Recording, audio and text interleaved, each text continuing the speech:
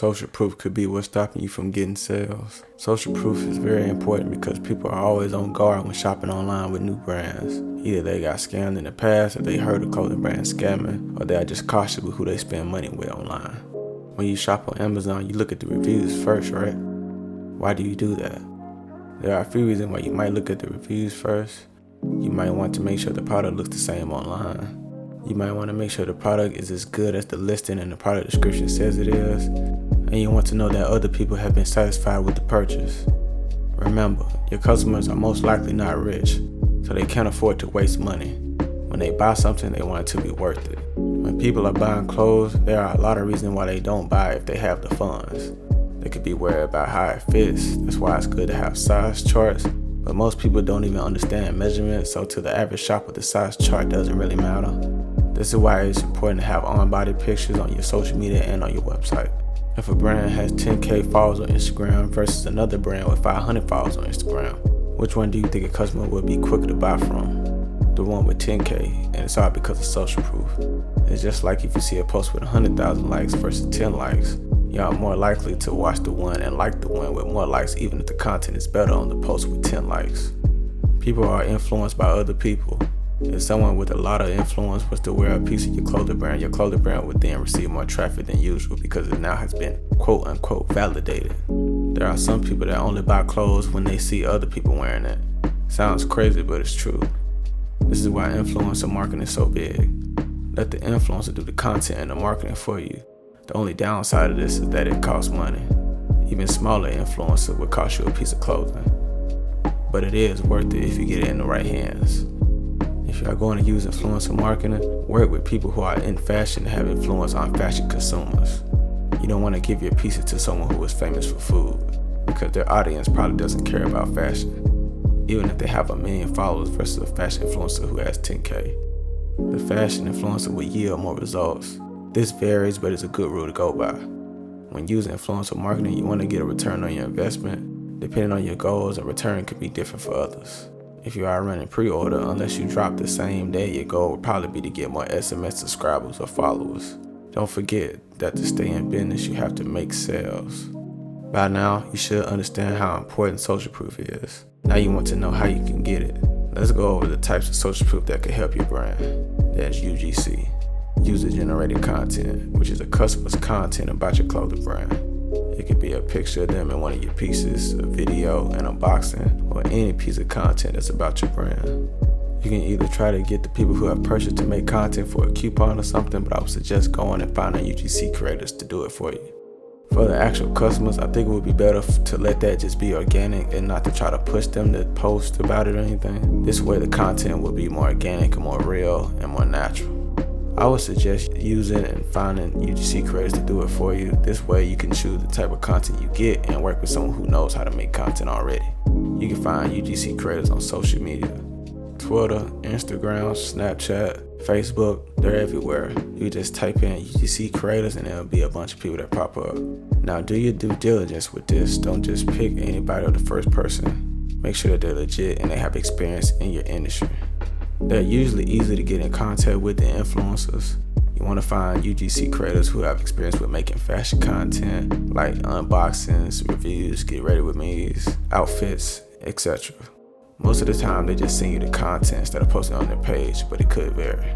With influencer marketing, you're having the influencer post pictures or videos in your brand and tag you on their feed or on their story or however you do it. You can give them a special discount code to track return on investment if you are pre-made or have them posted on the drop day. This is very powerful, but be careful with who you pick to send it to. Pick someone who fits your niche, who fits your message, not just the most popular. This is why you need to know your target audience. You want to get influencers that your target audience likes or already views their content. You want to pick someone who fits your brand message and your aesthetic.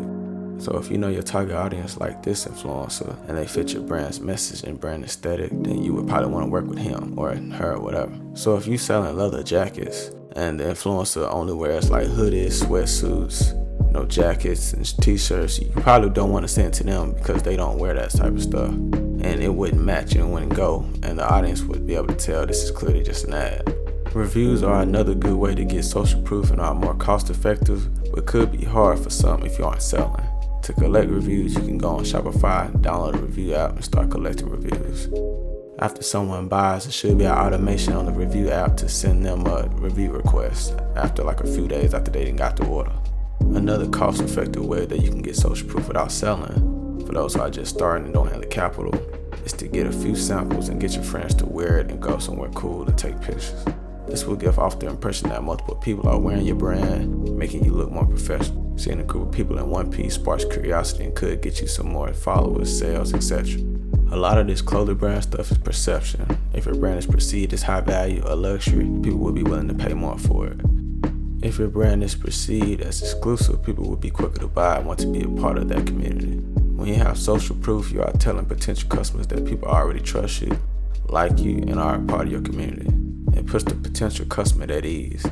In their head, they're saying, oh, these people trust and support your brand, so I am too. Just like when they see their influence in a product, this happens subconsciously in their head. Think of influencers as a trust badge. Social proof is nothing more than building trust. When someone goes to the Gucci website, the Nike website, Palace website, Supreme website, any of these established brands, they aren't thinking it's a scam. Is this cool? They're not thinking these things. Gucci's already been validated, Supreme has already been validated, all of these brands have already been validated through the years of content they put out, influencers wearing it, and the culture they've created and the community they've created. If they were to go to your website, a fresh brand, they would have these thoughts. Is this a scam? Is this cool? Are people wearing this? Put yourself in the customer's shoes. Think about how you can build more trust with them. When you are running a clothing brand, you need to have a lot of things in place to maximize growth. Experience and time are going to be your greatest assets and the most valuable because you can't replace experience. You learn way more from experience than you do just learning and sitting back and watching. Just like the saying, you learn quicker building than watching. The longer you are in this game, the better you become at the game. The better you become at the game, the easier the game becomes. Good things come to those who don't give up. Thank you for watching this video. Go to dreamsfade.com or go to the link in the description and go shop with my brand if you want to support the channel. Like and subscribe if you learned something new. Thank you. I've always had a dream of making a clothing brand like you. And they always told me you have to be at some point of like a success level to be able to do that. And yeah, I just want to know like your take on that, because that's after I left the label and because I just felt like I wasn't treated right. And don't take this the wrong way. That is the goopiest I've ever heard. And I'm saying that because it's like you clearly want to make some, so why not just make it? Because I'm scared. Of what? I don't know. Exactly. You just answered your own question.